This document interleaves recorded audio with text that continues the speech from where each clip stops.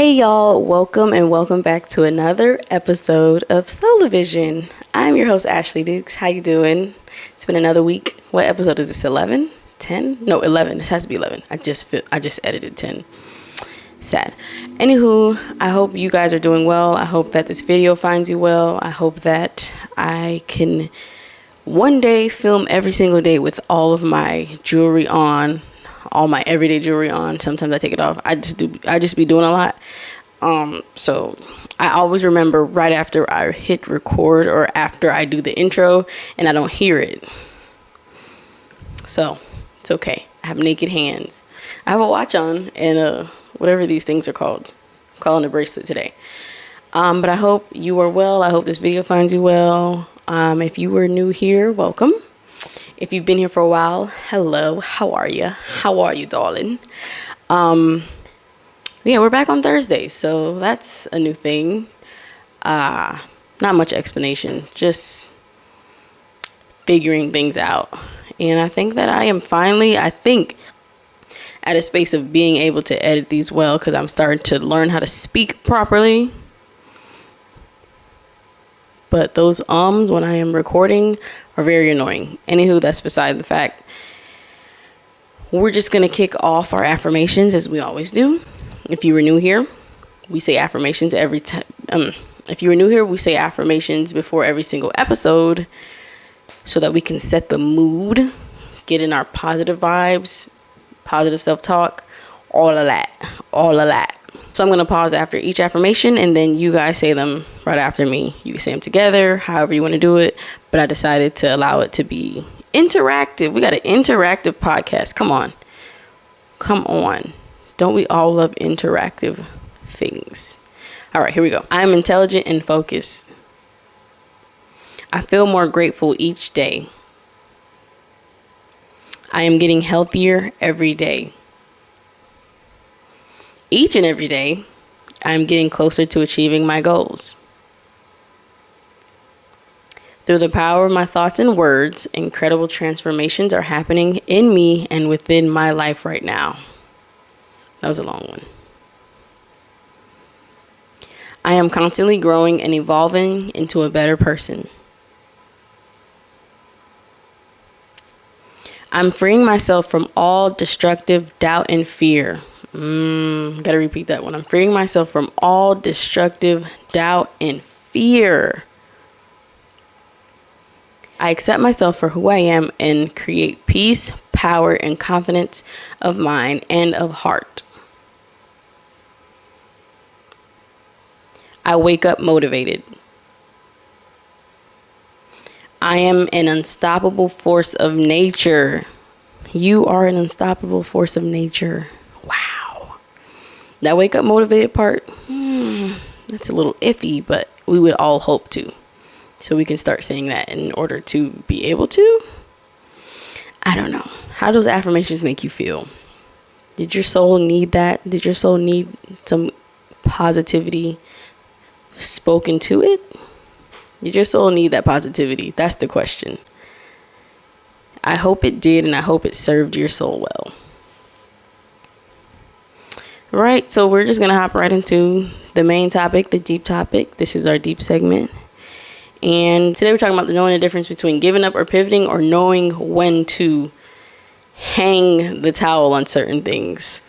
So I guess we'll start with how, if you have ever been in a situation where you wanted to quit something, or you started something, you don't really like it, or you're having, issues, whatever, as everyone knows, that there's always challenges, there's always obstacles that you have to overcome. Nothing ever comes easy, nothing good ever comes easy, ever, right? But we live in a world, and I don't want to fault it, because sometimes the advice that is given is necessary, but it is broad and not specific to the person. I feel like every time you scroll on Instagram, and this is me tapping into when I was a entrepreneur selling skincare products. Every video you saw, every motivational speaker you heard, all of that was just like, you never give up, you never give up. I was this close to giving up, and that's when I got my big break. So you never give up, never give up, never give up, never give up. But what a lot of us regular folk don't realize is that that was for them, not for us. But for us, it might be different. We don't know what their level of struggle was, what they were sacrificing, what they had to sacrifice. If that was something that they were willing to sacrifice, we all have different things that are our deal breakers. So it's just very hard. And I know how it is. And if you listen to this and you always heard like, never give up, keep going, keep going, keep going. Yes, that's true. You should never give up. You should always keep going. However, the problem with those sayings, though, if it's just very generalized and not specific to the person, is that we'll be fighting for something that is probably not meant for us. We'll be struggling and powering through something because, well, they said they never quit and it happened for them. Like, granted, we all want the end goal, but sometimes the way to get there is not always the way that you thought was supposed to be the way. So the reason why I think that's troubling is because you could be in something that isn't for you, and you have to know, I think, the difference in the struggles that you're going through. Like, there's tiers to it. There's levels of struggles. Like, you have a bad day, or you have days where things just aren't working out well, and then you have a good day the next day. That's a mix. But if you are sacrificing something that isn't worth sacrificing, or if you are literally not, I'm not going to say not motivated either. If you're not in a space of even wanting to do it, but you're just doing it because they said never give up, then maybe you should pivot. Because I feel like, me personally, I feel like I was attached to never giving up because I felt like if I did stop doing what I was doing, even though I wanted to stop for a long time, I felt like if I would stop, I still had that pressure of like, I gave up on myself, when that's not the case. And that's why a lot of people have a lot of issues stopping, starting, pivoting. I'm going to call it pivot. I'm not going to say you gave up on yourself or you gave up. I'm going to say you went from one thing to the next thing. Just because you try one thing does not mean that's the way you should go, or that's the way made, or that's the path that was made for you. That's not always the case. It rarely is the case. Sometimes you got to go through different alleys, avenues, and streets to get to where you need to go, and that's fine. But the problem is we try to stay on one street for a long time, and we end up passing where we need to go because we're still on the street. Sometimes you got to take a turn. Sometimes you got to make a left. You got to make a right. Sometimes you got to make a U-turn. But we are so stuck in this cycle of, I got this one thing, I'm putting all my eggs in this basket, and this is it. This is the only thing that I can do.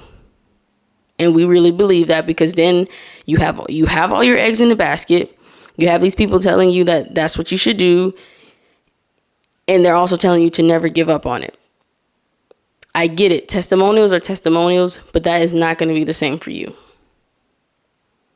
There's no such thing as giving up on yourself unless you really just stop everything and never want to do anything ever again. So for me personally, I struggled and suffered mentally in my business for a long time because of either an Instagram reel I'll go by, or, motivational speakers. Because sometimes I really needed the motivation.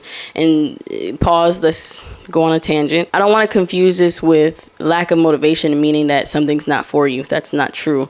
Sometimes even things that you like, you end up not having motivation sometimes. And that's normal. Motivation isn't always going to be there. But if it's something that's prolonged and it makes you mentally not okay, but you keep going because everybody else tells you to go, that's probably a sign that you should probably pivot.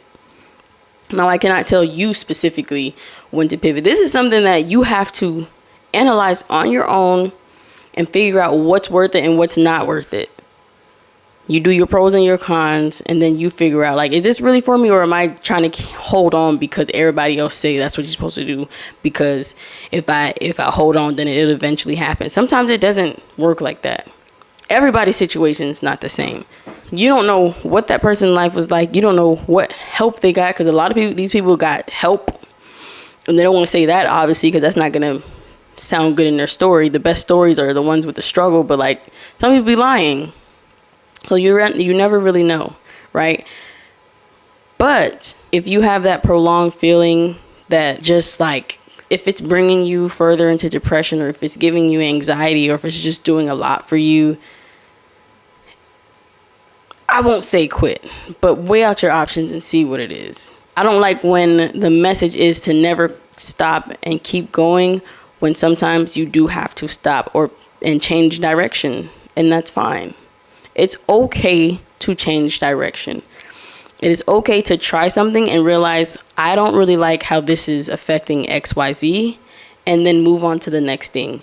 I don't understand why a lot of us are pushed to be in one thing and one thing only, and you can't do nothing else. And if you do, then you see yourself being viewed as, you don't know what you're doing. You have no sense of direction. You're always trying things. It's the same with the jack of all trades saying. It was misconstrued, because being a jack of all trades is better than being a master at one. There's more to that saying than what most people know. So then it had all of us thinking, oh, I have to master one thing, when that's not true. You do not have to master one thing. You don't have to stay in one lane. You can be in multiple lanes. You can switch lanes. It really just depends on you, what you want to do, what you're willing to sacrifice, how you want your life to look. So all this is all personal journey. I think that's what this podcast is really focused on, because there is no reason, no rhyme or reason as to why society makes it seem like being good at certain things or trying certain things is a bad thing.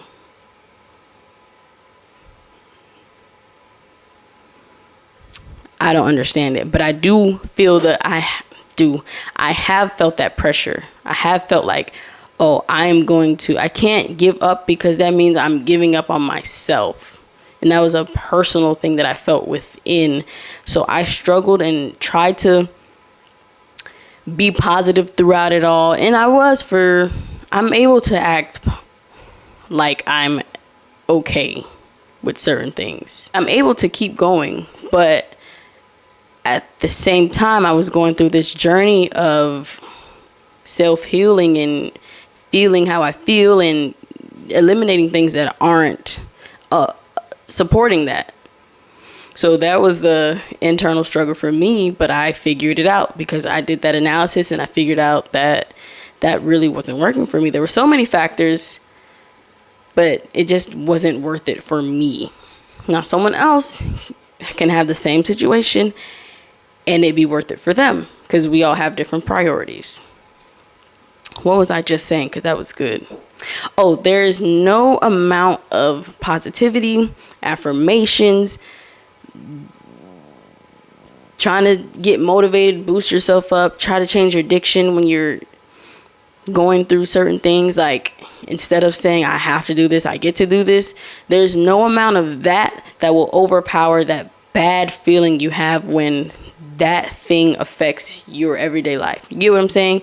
That's when I think you should know when to pivot, when to switch lanes.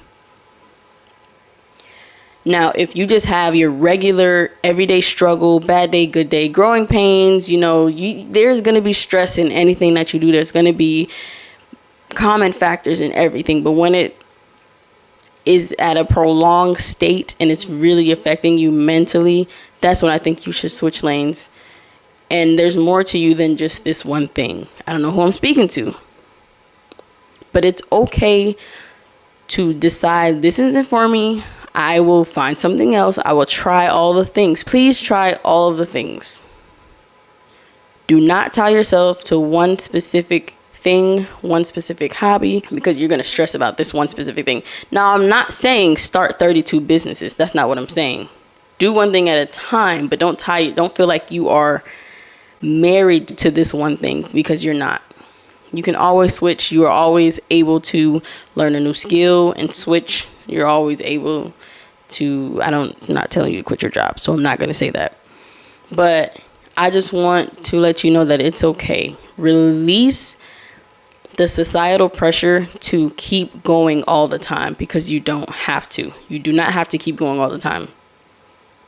You are not like these motivational speakers or influencers.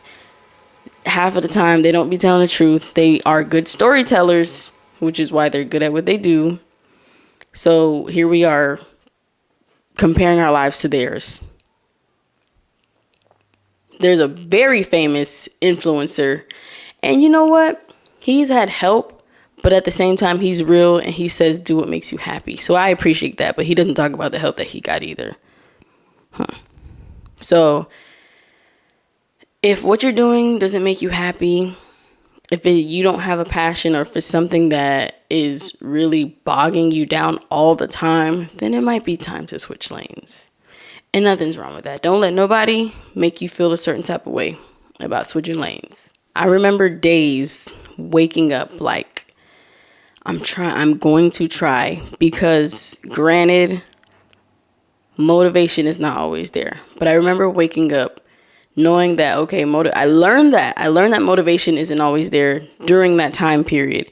And I learned that you just go through the motions. If you didn't know, here's your tip. If you don't feel motivated all the time, that's normal, because motivation isn't always there. But you wake up and you go through the motions and you do it and you get it done. Because how else would it get done? You got to get it done. You can't wait for motivation to come. Motivation will show up once you start doing the work. Okay? That's the tip. But I would try to talk myself into, it's only going to be this amount of time. It's only going to be this much mental strain. You're only going to be away for this amount of time. Like, it's just, I was trying to figure out ways to make it better, but I couldn't. I could not find ways to make it better. If you're in a situation and you were trying to make it better, you were trying to stick to it, you were trying, but you just can't see the light at the end of the tunnel, that's a sign. If you were trying and you can't figure it out, that's a sign. There's little things, but not to be confused with regular struggles. Regular struggles are going to happen no matter what. But if you just can't get a break, or you can't get out of the dark place mentally, you need something refreshing for your mental. So get it. No judgment, no ridicule, no, what's the other word? It's another word. You fill in the blank. But it's all right. It is all right. You shouldn't feel bad if you feel like you don't want to do something anymore. If you want to stop doing something, you do that. Don't listen to these people that are online telling you to never quit, never stop. If you do that, you're giving up on yourself. You're a failure, because you're not. You know when you are done with things. You know when things just aren't working for you anymore. And you also need to learn to pivot without having to feel like you're giving up on yourself, because that's not true. You're allowed the opportunity to pivot. You're allowed the opportunity to want better for yourself. You're allowed the opportunity to evolve. Evolution is in all realms. You can evolve from anything.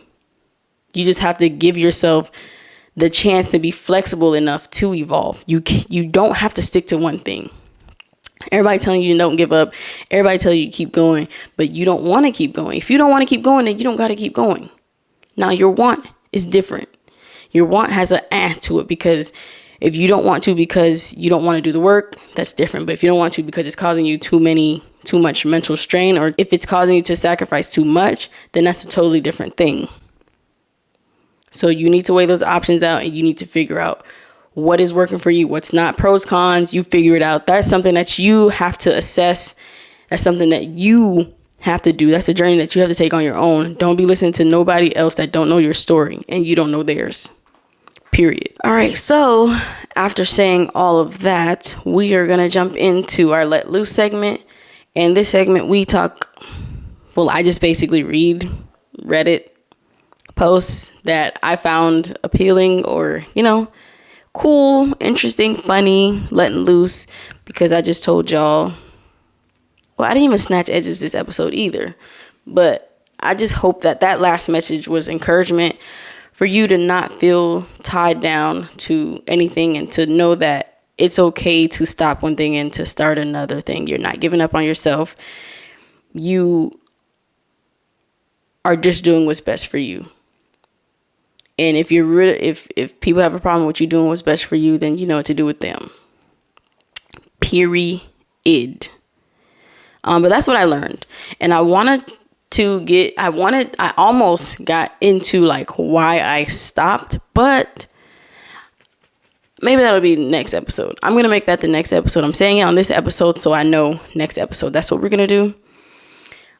To give, I guess, more of a breakdown of why. And I'll have to really think about that and have points for that, because there were so many reasons why. There's so many things that made sense, but I was too bullheaded and stuck into, no, I cannot give up on myself because that means I'm a quitter. And who wants to be a quitter? I don't want to be a quitter. I'm not a quitter. I don't start things and don't finish it. That was the biggest struggle for me, because that's just not really in my nature. Like, quitting things, I hate. Very uncomfortable for me. But once you see it as something other than quitting, it kind of makes it easier. And once you do it, it makes it easier to do what's best for you. But if you just see it as you switching lanes and not really quitting on yourself, it's not personal.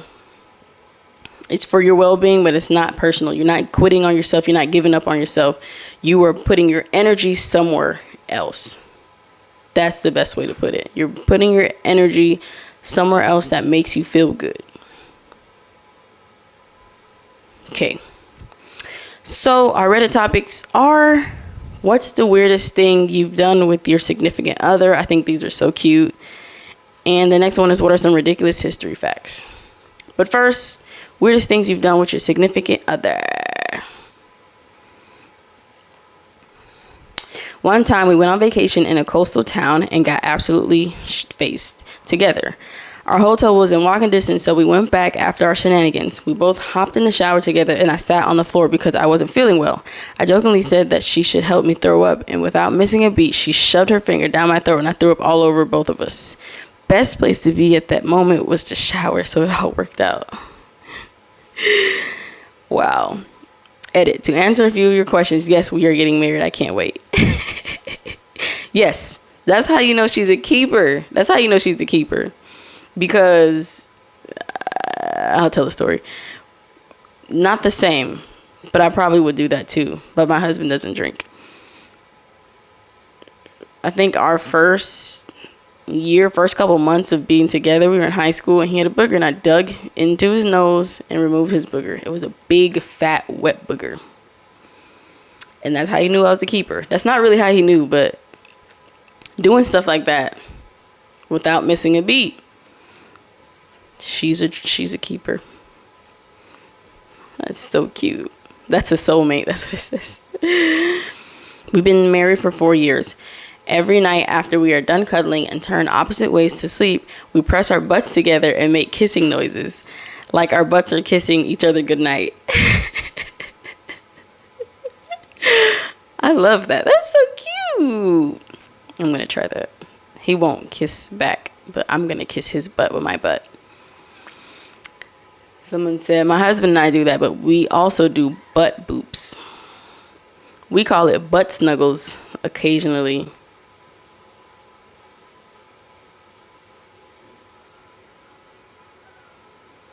This comment was too graphic. I can't say. Interesting though. We were with a bunch of friends in the park drinking. I had to go pee, so I went behind a bush and squatted down right on a nettle. My entire nettle, or she mean needle? I don't know what a nettle is. What is a nettle? Oh, it's a plant with stinging hairs. Oh, okay. Squatted right down on a nettle. My entire ass and vagina were on fire. To relieve the pain and stop the itching, my boyfriend spanked me continuously for at least 10 minutes. It helped though. Oh, does that... The pain ignores the pain? Oh, wow. He's a keeper too.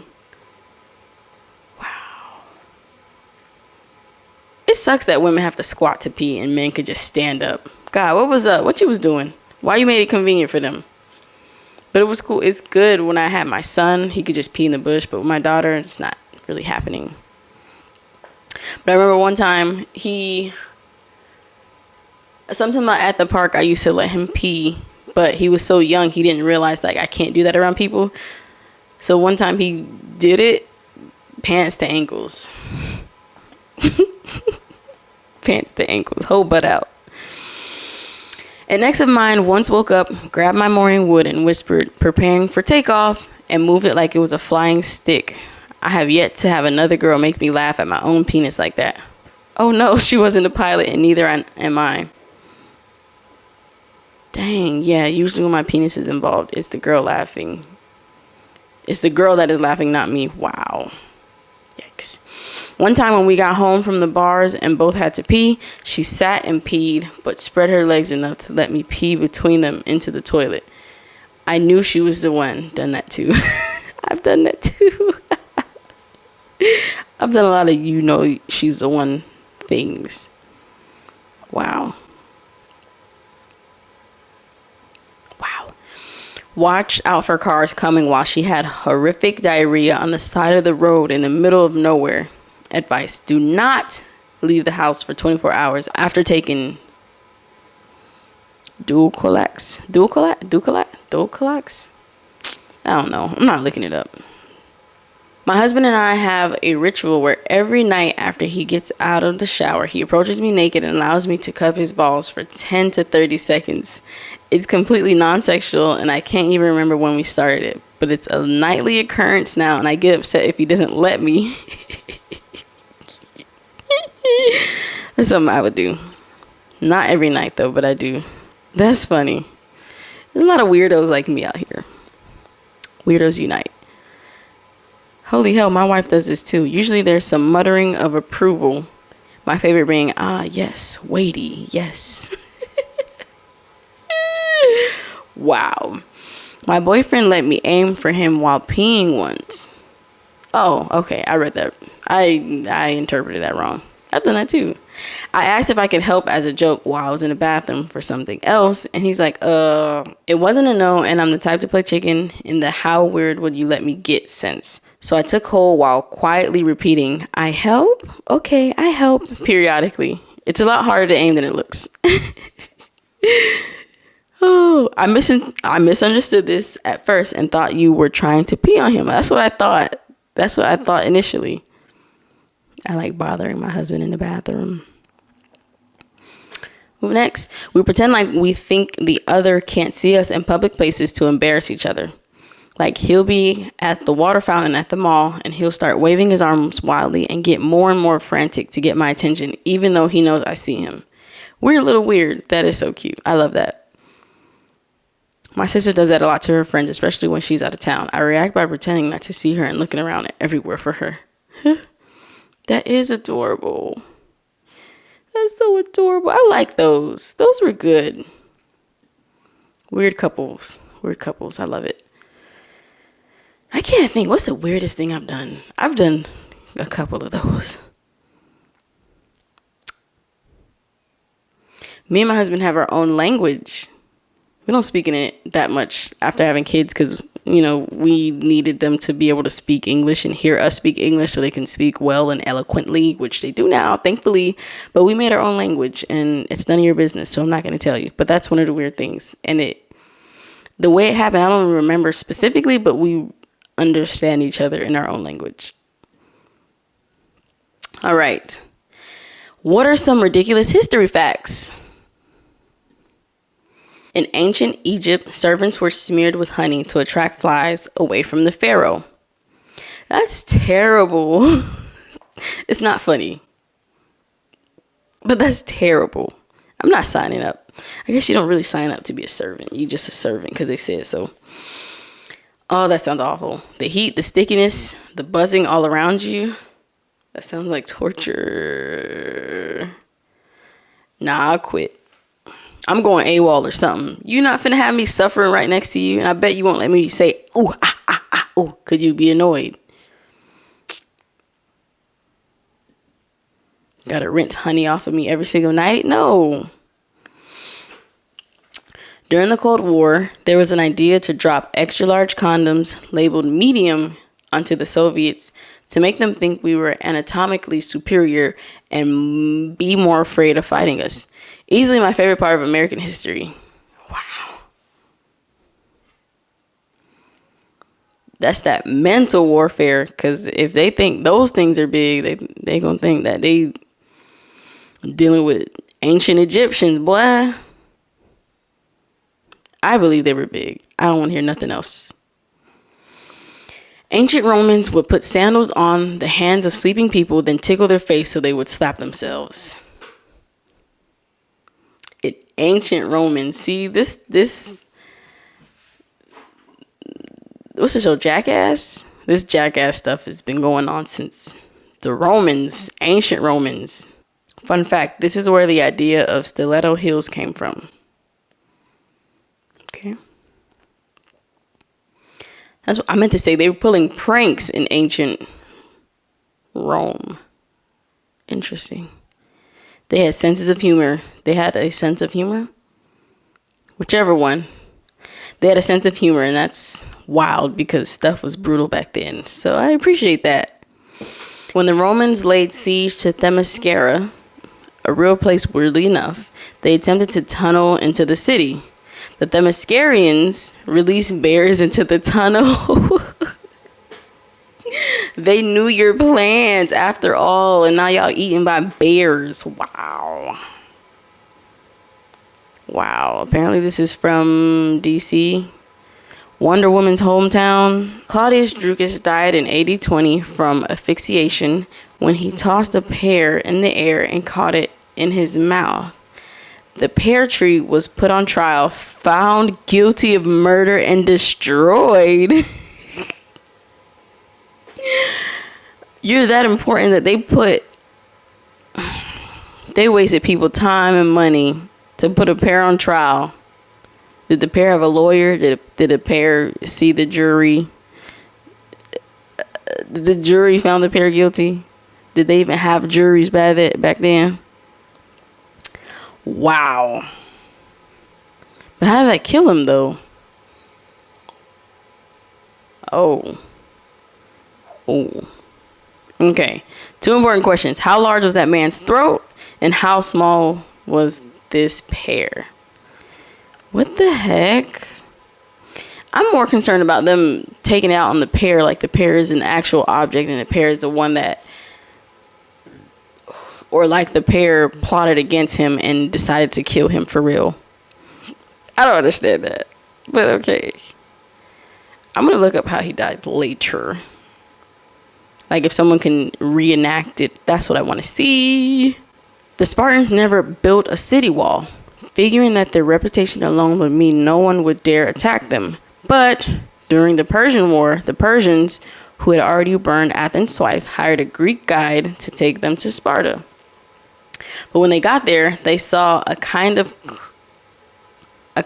crap looking city without even a wall. They figured there was no way this place could be the mighty Sparta they had heard so much about. So they figured the Greek was lying and thus Sparta was spared. That's a tactic. Oh, wow. Wow. That's smart. That's smart. You don't need to look mighty. Is that a message? Is that a message? That might be a message, but you don't need to look mighty. That is kind of a message, but that's common. In the terms of getting robbed, you don't need to look like you got this great big wall, like you got all this stuff, because you might get robbed.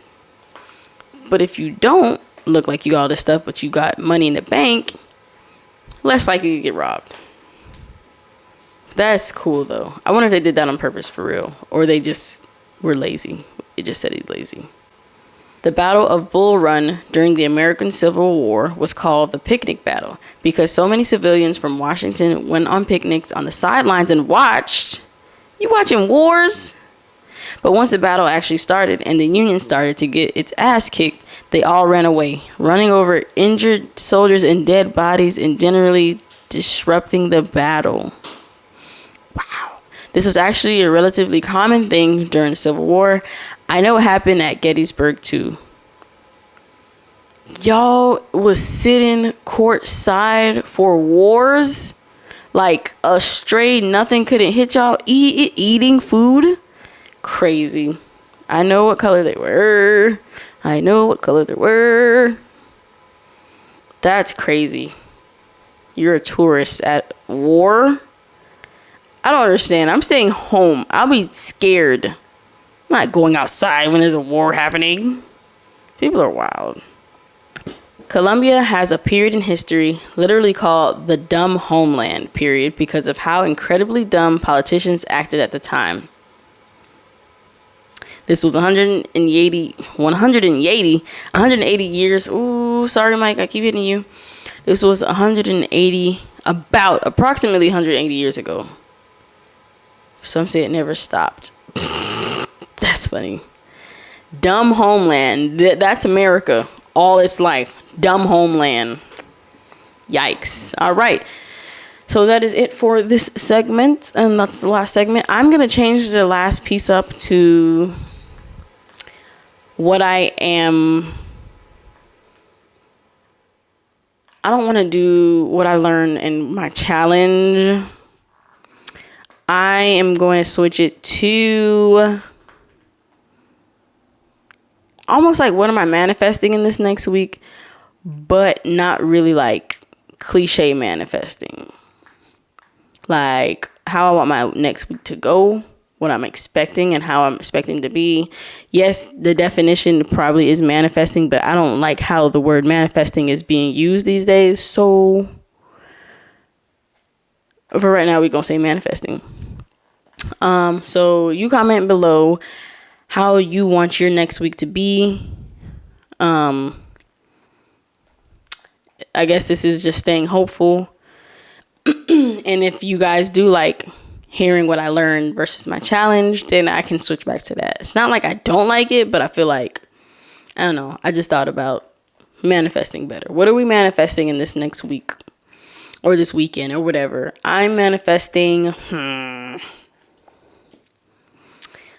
more patience, more grace for myself, and just an overall productive and positive week.